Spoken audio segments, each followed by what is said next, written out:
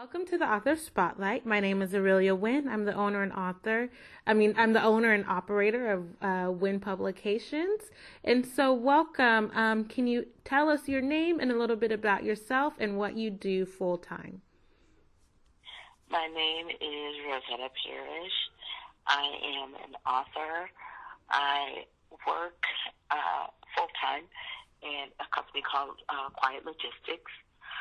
I am also a minister, and I am the mother of one son. Okay, nice. And can you tell us where you're calling from? Yes, ma'am. I'm calling from St. Louis, Missouri. Oh, nice. Okay. And then, so how's the weather out there? It is very cold. Oh, my gosh. It actually snowed yesterday. It's been kind of icy, but it's supposed to be better by the weekend. So we're praying for safe travels as everyone travels on these highways. Oh my gosh. Wow. Yeah. And wow. Okay. So I'm in California, and today probably was one of the hottest days that we've had. So I'm always fascinated when people are like, oh my gosh, it's so cold and it snowed. I'm like, what? Wow. Okay. So, all right. Well, let's go ahead and get into what we came here to talk about today. Your latest book. What is it about? Yes, ma'am. My latest book, actually, it is about a year old, a little over a year old. It is entitled Spiritual Midwives Hidden in the Earth, called To Birth Out Purpose.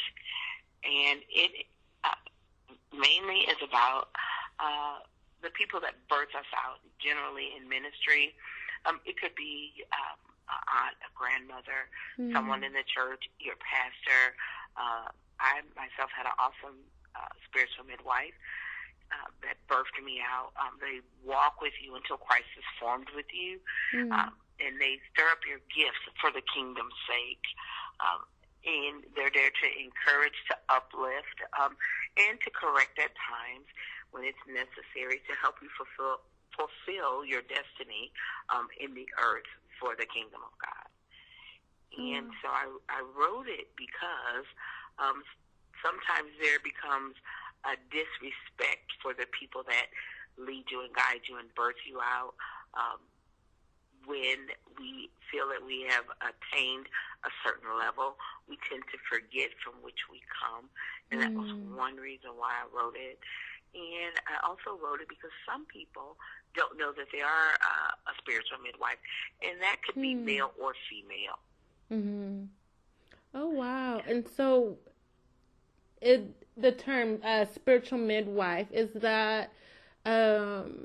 Where did that term come from? I guess I'm wanting to know a little bit about the history of that. Yeah. Well, I came up with spiritual midwife when you read about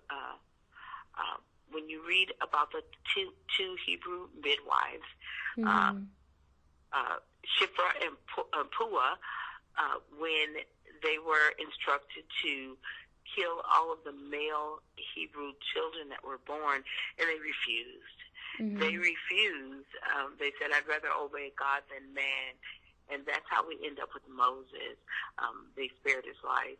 And I came up with that term because midwives in the natural, they come to assist with the birthing process. And with assisting with the birthing process, sometimes they have to deliver a cesarean section. Sometimes it might be, they might have to use forceps. And so in the spiritual analogy of that, the spiritual midwife might have, because when you won't push or come forward, push out your purpose, they might have to do a spiritual C-section to open you up, to help you push, to help you to deliver your purpose, deliver your call, to shore you up in the spirit to become who God has called you to become. And that is how I came up with the term spiritual midwife, because they assist medically with you coming forth. Spiritually, that will be, they assist in the spiritual sense to help you come forth. Sometimes there are easy deliveries and sometimes there are difficult deliveries. And that could be because sometimes there's low self-esteem. Sometimes they're dealing with rejection. Sometimes there's a distrust because of past hurts. And they come to assure you and affirm your call. And sometimes they have to stir you up to let you know the call. But they're there whether you fall or whether you keep moving forward. They're there to tell you that you can make it. They're there to actually help you stay focused on the goal. And a lot of times, the giftings are always within us. Someone comes along to stir them up. Someone comes along to affirm, yes, that is what that is, and yes, that is what you're doing. Be a prayer warrior, be it a teacher, an evangelist, whatever that call is. But the spiritual midwife's assignment is to help you birth out correctly. You don't want to come breech, meaning where you come head first. Spiritually, sometimes when you come that way, you come out thinking you know more than you do. So therefore, you run ahead of the call. There's been no training, there's been no equipping, but you become drunk off of the applause of people because you might know how to exegete, you might know how to expound on the scripture, get a good hoop, a good holler, and a few amens, but you have no stability and no accountability, and then you might come breach in the spiritual sense. That makes sense. Yes, ma'am. Oh, wow. Okay. Interesting. Huh. Okay. So then what's the response that you've gotten from your book? Do you get a lot of people who want, I guess, would you say, is it a service or? I've done a couple of workshops. One church, I did it with the intercessors. Most people are interested in the title alone, and they want you to explain. Once you start explaining, they're like, oh, okay, I get it. I've just been informed by someone that they might want to use it with their women's ministry. I have a women's ministry, Wailing Women as I in Prayer Fellowship, along with another young lady who helps me with that, her Prophetess Rochelle Bell. These aren't church young ladies. We actually meet them in the marketplace, so it could be on our job, and they hear it from somewhere else. And so my assignment and her assignment is to help birth them out. And so we have one that is actually a seer, one that's a prophet. But we're not just concerned about the spiritual man. We're also concerned with the totality of the person in the natural. So we push education and to help them become well-rounded. And so most times it's through encouragement, it's through prayer, it's through reading of the word, and sometimes it's just through listening. Oh, wow. Sometimes they don't really need us to talk, they need us to listen. Yeah. Oh, wow. Interesting. Okay, I'm so intrigued. I've never, in my 20 plus years of going to church, I've never heard of that term or anybody speak of it, and wow, I'm kind of interested. We might have to talk after this interview. Okay, so then what was your toughest challenge then with this book, and also what was your toughest challenge just as an author? My toughest challenge was to settle myself and write. And I say that because when you're dealing with a full-time job, you're dealing with ministry, you're getting calls 1 in the morning, 12 midnight, 11 o'clock. And so what I learned was I had to set aside time to write. But before I could even do that, I would have to go into prayer and say, okay, Lord, I hear you saying this. How do you want me to format this? What is it that they need to know? Because actually there's going to be a part 2, which probably might not come out till like the end of the year, because my pastor was like, you scratched the surface. I said, I know, I just wanted to get done. She goes, well, we're going to go back and write more, right? I was like, yes, ma'am. Because it's an in-depth topic. Yeah. And I say that because a lot of people get caught up in a birthing process, but their assignment or their purpose ends up getting aborted because they have no one to lead them or to guide them or to encourage them to birth it out. But the main thing I found that as an author was the discipline to write. It takes prayer, it takes fasting, and you have to schedule time to write just like you schedule time to go to a job, to go to a hair appointment. And sometimes it'll just start coming, and I'm like, wait a minute, I got to write that down. I've got to do this. So the most difficult time I found was being disciplined in timing to write. Oh, wow. Yeah. Oh, wow. Yeah. And I think that's definitely something that's very common that I hear from doing these interviews is, man, finding that time to write. But like you said, we find time to go to work. We find time to get our hair done. We find time to do other things. Why not? Why not find, make time to and to you write? know what I learned? Someone is waiting on what we have to say. Yeah. Yeah. Someone's waiting so that it can help them. Oh, that's why I think like that. Oh, that's what I've been thinking. Oh, that's what that is. So if we'll remember that there's always somebody else's destiny attached to our assignments. Yeah. Oh, wow. So then what advice or lessons can you offer to other writers who might be struggling a little bit then with getting their story done or finding time for it? What I've found is I run into a lot of people that say, I should have written 5 years ago. I've got a book in me. And you have to just do it. You have to value what you have to say enough to take time to write it down, to type it, to tape it, record it. And if you would just start right there, value yourself enough to say, what I have to say, what I have to write is important. What I need to say, someone else needs to hear. What I need to say, whose life, whose destiny is attached to the words that God has given me or the words that I have in me to help them get to the next place. So it's really being disciplined, taking time. It's valuing yourself as a writer to know what you have to say is important and someone needs to hear it or read it. That is the main thing. What I have to say is important. What I need to write, someone's waiting on. And just write. Yeah. Oh, wow. That's deep. That is really good. I didn't think about it that way. That book is might help somebody else. Absolutely. And so then, have you ever encountered any moments in your writing process where you felt like you just wanted to give up, or and if so, what did you do? How did you handle that?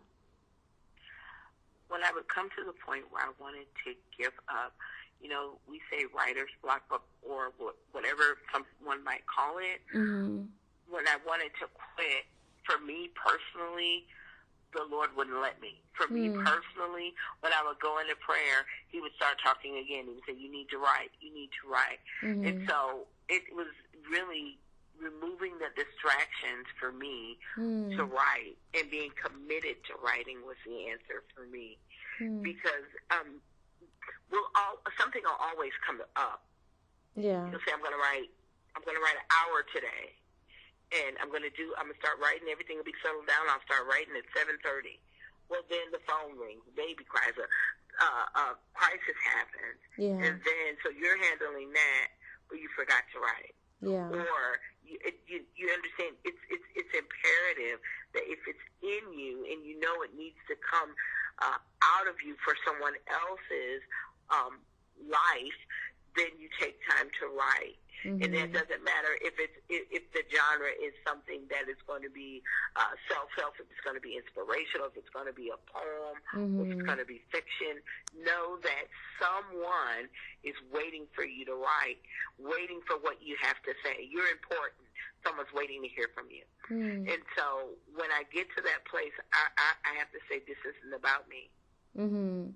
Someone's life, someone's way of thinking is attached to what I have to say.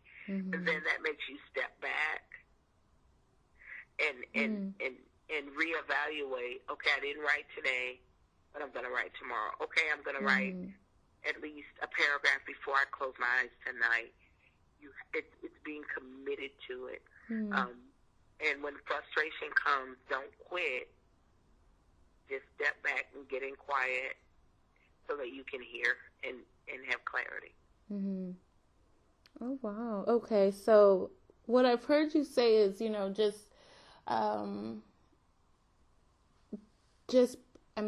because I guess my next question is, what keeps you going? And so far it sounds like you're saying, no, just because, somebody else might need what you're writing might be one of the things that keeps you going, that keeps you writing and working and moving forward as an author. Can you name maybe 2 other things, if you have them, that help you keep writing? For me, having a solid prayer life. And for me, writing, it relaxes me. And it causes me to take time to think. It slows the mind down so that you can take time to think. That's one thing for me. And the other thing is, if I go too long without writing something, it's like not having air. For me. Yeah. So that's why the persistence has to be there when the distractions come. But for me, I always want to remember that if I just start, it usually comes out like a flood. So the one thing that I pray that authors always remember, it doesn't matter if someone rejects you. It doesn't matter if they don't understand what you're saying, as long as you can connect. As long as you know what you're saying. Right, yeah. And discouragement stops a lot of people. And sometimes you have to move in silence. You have to just write and move in silence. And don't tell everyone everything you're thinking and everything you're doing. Let the words on the paper do it for you. Yeah. Oh, wow. Wow. I'm just like, wow. Okay. You have got me thinking about a lot of different things. I'm like, okay, I like it. So my last question then is, is there anything else that you want to share or offer the community? You've given a lot of nuggets in this amount of time, in this 20 minutes. And so is there anything else that you would like to share with us? Where can we purchase your book? My book can be purchased on Amazon, but it's through my publisher, which is the Stallion Group, STALETON Group, under the publisher's page. It can be purchased there on Amazon. And also, the thing that I want people to always remember is, if you remember that you're important and that you have a voice. That is the main thing. And don't let discouragement or distractions stop you from doing because if you write, you're putting the earth to do it, to help someone. I mean, just this past weekend alone, it was like 5 people I know said, I've got like 2 books in me. Oh, wow. And I was like, you just need to write. Yeah. You need to write. Yeah. And so don't let what you have to say leave the earth without you leaving your footprint in the earth in print. So many people say, we have all these things in us, but we never put a sincere effort to do them. And so what happens is, what we have to say, it's never on paper. It's not an ebook. It's nowhere, because we didn't take the time to do it. And so the voice that we have when we leave the earth is even more silent because we didn't put it on the paper so that our voices could continue. And so that's the big thing for me is, I'm like, one thing I know, when I leave this earth, I've left a footprint. Yeah. And the footprint is my words. It's one of my footprints. Yeah, you said something earlier, just basically just right. And that, it's so funny. That's one of the questions that I always get as a publisher and an author myself is, well, how do I start writing? And I'm like, what? Sometimes the answer to our problem is within the problem. And I just tell people, just write. Sit down and write. I think people get caught up in the formula, the format of how to. Like, what should I say? Should I not say? All these different things. Sometimes people, they want to write like memoirs and they want to include other people that are like real life in their story, but they're worried about getting sued. And so they don't end up writing the book and all of these different things. And I'm just, I always tell people, just write. Even if, even if you are writing a memoir, I always tell people, change the names. And then if someone's going to sue you, the burden of proof is on their end. They have to prove that this is them. They have to prove that what you're saying, is them. And then it's false. Basically, it's, you're saying you're slandering them or whatever. And so you don't hear too many cases like that. And so I definitely agree with you. Just write, get your story out there. I agree with what you said earlier about, your story might help somebody else. You never know. And I think that's another reason why I just appreciate reading and meeting with other authors, because it's interesting. I've spoken to, I want to say, 15 plus different authors.